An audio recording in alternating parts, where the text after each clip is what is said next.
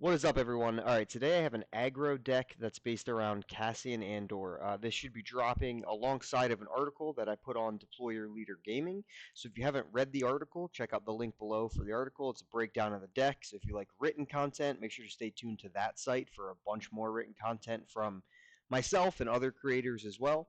And also pick up some singles on the site while you're at it if you need anything, including playmats and all that good stuff. So definitely check that out. But for this video, I'm going to kind of go a little bit more in depth and talk about the overall game plan, the concept of this deck, and why I made it, etc. So I wanted to make an aggro deck, but I didn't want to do the typical green. I had played a lot of Leia red, so red and green, and I got the Rebel synergy going, and it felt really good, and I really enjoyed it, and I like being able to Rebel Assault and attack with a bunch of different units at the same time.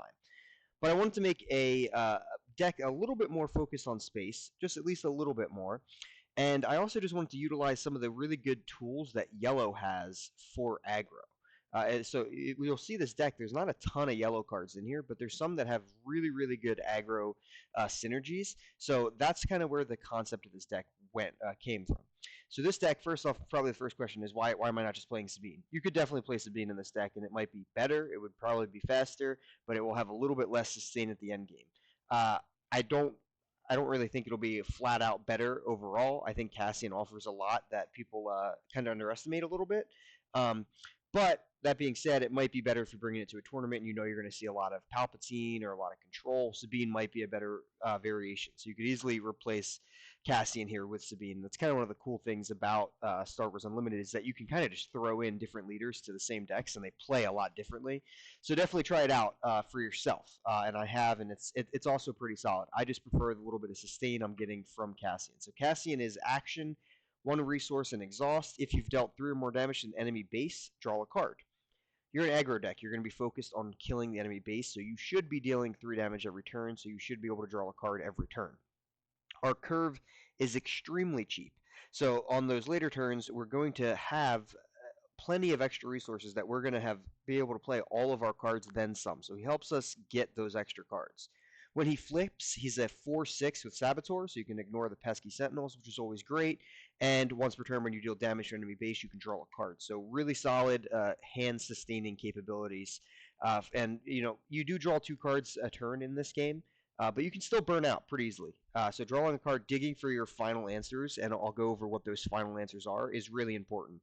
So it's not only do you have extra cards to play, but you need specific answers to end the game, and this can help us dig for those. So let's go through our turn 1 plays, so 2 cost or less. I have 3 Spec Force Soldiers, 3 Green Squadron A-Wings, 3 Sabine Wren, 3 Lothal Insurgents, and 3 Alliance X-Wings. So rocking 15 units I can play on turn 1. You're an aggro deck. You 100% have to hit a unit on the first turn, or you're probably going to lose the game. So I recommend going at least 12. I prefer 15. And again, playing 2 2s on turn when you have 4 resources isn't terrible either. So it's a totally fine thing to do. So I'm running plenty of options here for that. And they're all pretty self-explanatory. I will talk about the side deck options, the sideboard. That's not really a good sideboard. Those are just honorable mentions that I would possibly put in place of some of these other cards. So don't view that sideboard as it's what I would bring to a tournament. It's definitely not. I would put other things in that sideboard. But it's just cards that I could replace some main deck cards here with. For the initial list. So let's talk about the events that are under 2 cost or less, and we have Medal Ceremony and Heroic Sacrifice. Pretty self-explanatory. Heroic Sacrifice is going to get us extra damage, synergizes really well with K2SO, obviously from the art, or not obvious if you're Tyler Flockton from Golden Dice Podcast, but still, it is a really good card that will essentially let you get +2 damage, trigger K2SOs when defeated, and get 3 additional damage to the opposing base. So really solid there. Medal Ceremony, giving experience to things that attack, always good. But let's get to the 2 yellow cards. So these are the first 2 cards I thought of when I wanted to introduce a yellow aggro style to a red deck, and it's Sneak Attack and Surprise Strike. So Surprise Strike, first and foremost, very straightforward. Give a unit +3/+0 for this attack, and you attack with a unit. So doesn't slow you down. It doesn't give somebody +3 and then, if they don't get to attack, they would die and lose. You get to attack with the unit and you give it a buff. So it's just an incredible spend 2. Here's an attack +3 additional damage. So 2 for 3 damage in an aggro deck is massive. Doesn't matter what unit you play this on, whatever is hitting the base, whether it's a Saboteur unit that can hit the base or just a regular unit that can hit the base, +3 damage is massive.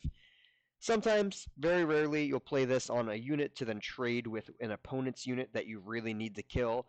Let's say a Sentinel that's in the way or a leader that's going to win the game for them. That'll occasionally happen, but for the most part, 3 extra damage to the base. There's not really anything else like this in other colors that's just attack with a unit and +3 right away. It's really, really quick and good. Sneak attack is play a unit from your hand. It costs 3 less and enters play ready at the start of the regroup phase. Defeat that unit. So another card that synergizes incredible with K2SO.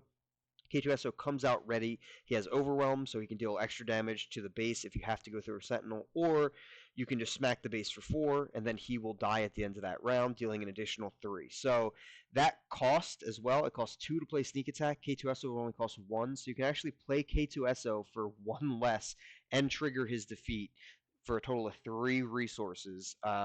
Crazy value, 7 damage to the base. Pretty absurd value there, but that being said, Sneak Attack is good on any card. Anything that enters play ready, we can attack the enemy base with. That's all we care about in this deck, attacking the enemy base. So you could easily do that with Sneak Attack in any card. So those 2 yellow cards right away are just insane value for an aggressive deck. So I'm going to move on to 3 drops. I have 3 Fighters for Freedom, 3 red 3, 3 Millennium Falcon, 3 Fleet Lieutenants, 3 Wing Leaders. So again, 15 3 drops. That's a ton.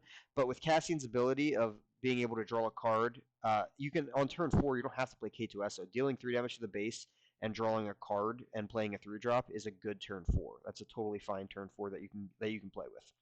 Beyond that, the Millennium Falcon is the next yellow card that we need to talk about, and the final yellow card I have in this, besides the Loyal Insurgent, which I should have said, I kind of self-explanatory. The when played effect is cute, but in this deck, we just care that it's a 3/2 Rebel. That's all we care about. The Millennium Falcon, however, enters play ready, and it's in space, and it's a 3/4. So really good stats for 3, especially really good stats for a space unit. It enters play ready, you can immediately deal 3 damage to the opposing base. You could play this on turn 3, you could play this on the last turn of the game. Tons of value regardless. So you want to drop Millennium Falcon as early as possible to let it get as many attacks as possible because it has 4 health, which will essentially let it live a little bit longer than most other units that we have in our deck. Not a ton of things have 4 or more health. And it'll cost a resource to keep it on the board every turn, which we're running such a low curve deck that shouldn't be a huge problem. Going into turn 4, if we played Falcon on 3, we can spend 1, and then we won't be able to play K2SO, but we can play just about any other card in our deck that turn and feel more than comfortable to do so. So the extra resource that you need to spend on either Cassian or the Falcon's ability doesn't feel bad in this deck at all because of our low curve that we have. So the Falcon, absurd card, you're going to get a ton of value. If you play it on 3, you're going to get a lot of hits in, and they're going to have to deal with it. If not, it's going to just start annihilating their base from space. Or if you just need a final answer to deal a little bit extra damage, you can do so. Wing Leader, Fleet Lieutenant, both obvious choices, as are red 3. Fighters for Freedom is a card I love. It's got Saboteur, but it's also a 4 health 3 drop, so harder to remove. And I like things that can stick to the board a little bit. But also, every time you play a red card, you get to ping a damage from an opposing base, and it has Saboteur. We are only rocking 4 yellow cards and then 4 neutral cards, so we are primarily red still in this deck. So I think it's got a good add value here. If you adjust this deck to be a little bit more yellow, because there are some other yellow cards that you could be adding here, or if you adjust it to be a little bit more space, which essentially would reduce the amount of red cards you have, which again, you can easily do I call this space race because I think it's a little bit more spacey than a lot of aggro that I've seen, but you could go even more in on that and do more space. If you do that, you're going to have less red, drop Fighters for Freedom. 4 Calls I Believe In is another finishing piece. Obviously, we are rocking just about all Heroism cards except Sneak Attack and Surprise Strike. So 6 cards out of our deck are not Heroism, the rest are. So 4 Calls I Believe In is great additional damage to the opposing base. Then we have K2SO, we've already discussed him. And then we have the Gorilla Attack Pod, who is a 6-drop, can enter play ready if a base has 15 or more damage on it, and it has grit, and it's a 4/6, so it's going to deal 4 damage to the opposing base. So all that being said, our finishing tools, right? Sneak Attack can be a finishing tool for any one of our cards. Surprise Strike can be a finishing attack for +3 damage. For a cause I believe in is additional damage to the base immediately. Falcon is additional damage to the base as soon after one more action if it can live after you play it. Fleet Lieutenant is immediate damage. Wing Leader can add +2 experience to a ready unit, which then can attack the base. K2SO is damage to the base, and Guerrilla Attack Pod is immediate damage to the base.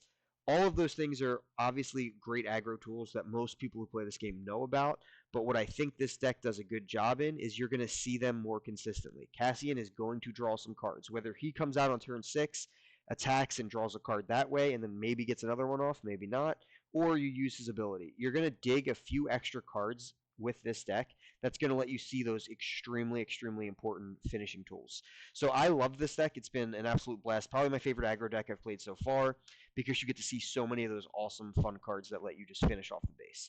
So the last thing to touch on the main deck is the base itself, which is Jedi City. Epic action, give a leader, non-leader unit -4, -0 for this phase. You don't need 30 health as an aggro deck. You probably want it against an opposing Sabine deck because they're going to be a little bit faster. But in the most part, you're going to be going, if you're going against something that's not aggro, Jedi City is great, and even into Sabine, it's pretty solid because you can essentially just reduce a unit's attack by 4 to make it not be able to trade into your units, which control and mid-range decks are going to need to do to slow you down, or just slow down an opposing K2SO so it can't attack your base for 4 and then die, or slow down an opposing Falcon or any aggressive tool on the opposite side. So Jedi City is a great base. I think it's another thing that Yellow offers aggro, which is pretty cool. Obviously, Energy Conversion Lab with Sabine is ridiculous, and everyone knows this, and it's a really, really good combo. But this is a little underrated. I think Jedi City is pretty solid. So it's already been a pretty decently long video, and again, there's a full article about this list that I'm putting out as well. That should be in the description below. But I did want to talk about a few sideboard honorable mention cards. Wolf is a card who's not Heroism, but he is a Saboteur 3/2. He's not a Rebel, but what he can do is stop the opposing base from being healed, which is really important for Krennic. So that is a card, even though I said this isn't typically a sideboard, these are just honorable mentions, he would be in my sideboard 100%. If I'm going against a Krennic deck that's healing, an Iden Versio deck that's healing, a Palpatine deck, or anything that's healing, I would drop in Wolf for sure to be able to stop that healing, and I would probably take out the Spec Force Soldier or Lothal Insurgent, etc. Leia is an honorable mention because she's very interesting, right? She's a 2/2 cost, so you're losing a little bit of the value of, let's say, Sabine, Green Squadron X-Wing, Lothal Insurgent, just based on stats. But she's a rebel, so she fits in with the rest of the cards in that 2 slot, and she can exhaust an opposing unit, which would ideally save one of your units from being traded with that turn, so you can get an attack off. Or she could ready one of your own resources, which is actually really valuable when all your cards are so cheap. You can get an extra card off that turn. So she's interesting. I want to play around with her a little bit more. You get the Rebel Insurgent. Is a 2-drop. Saboteur, 2/3. Heroism, not my favorite card. I think there's a lot of better options at the moment, but if you're running into a lot of Sentinels, you could think about putting that in. And then the last card I want to talk about is Black 1, which is a 6-drop 4/4. When played, when defeated, you get to discard your card or discard your hand and draw 3 cards. A solid card for hand sustain. I think we just already have enough hand sustain with Cassian in this deck. But what I do like a lot about Black 1 is that it's a space unit. If you want to shift into space a little bit more, and how I'd probably do my side deck beside Wolf is like all space units besides Wolf. Maybe 1 or 2 events, like literally like 1 event. But I would do mostly space units. So if you ran into an opponent that has ground locked down with Sentinels, like Royal Guard and Cell, Prison Block Guard, and all these Sentinels that are just getting in your way, you could easily drop out like Fighters for Freedom and the Spec Force Soldier, and then add in additional space units. And I think there's not a ton of amazing options in space left that I haven't taken. There are some that are good. A lot of them aren't Heroism, so it reduces the chance the 4 Calls I Believe In activates and gets its extra damage. But I still think it could be a really sneaky way to say, okay, your deck is kind of 50-50 space in ground, but then you can shift it to be like 70-30 space and really surprise an opponent game 2 and try to dominate in space and get all that damage through. So guys, that's the deck. It's a Cassian deck. You don't see a ton of that, which I'm proud of at least making it one of my favorite decks. I love to play undervalued, underappreciated characters. So he's one of my favorite leaders so far, and this deck overall I think is one of my best and favorite decks this so far this set. I plan to do a few more videos here with some underrated cards, and then probably some general videos, breakdowns of things coming out for spoiler season, plus some additional content on some more meta decks and kind of how to beat them and tournament reports, etc. Some stuff along those lines. So if you guys have been enjoying the content, please leave a like, leave a subscription, leave a comment below what you guys want to see more of. Let me know what you think of this deck, if you've taken it for a spin or not, and if you do, let me know any changes you make because I love building decks with the community. So all that being said, keep out and keep grinding.